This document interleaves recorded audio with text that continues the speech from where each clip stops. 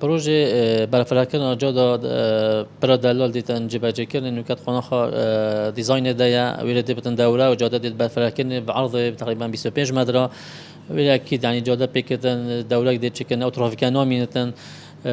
هندك جدارستان ديت كافن جاي دايدا و بروجيكت ديج كي هاي نوكا مي سرشولت كان او جك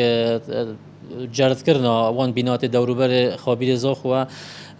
دي فراسبار دين اداره سبخ زاخو امي رابونا بجارت كرنا وانا او حالات او كافيانا او بين تعويض كرني كبنايات كمنشات توانا يقونا خدنا تشوفوا قونا ديزاين بدو مايك هات ان شاء الله ديكافتن قونا خو جبهه كرنا دا فرا جاده بدبت 25 متر دور بر برامازن هر شاخه مشروعي به حطيت برا دلال دوله ما قلت ديكافتن كوجماج 305 مليون دينار هندك جدارستان ديت دانا و جاده ديت بفراكن دا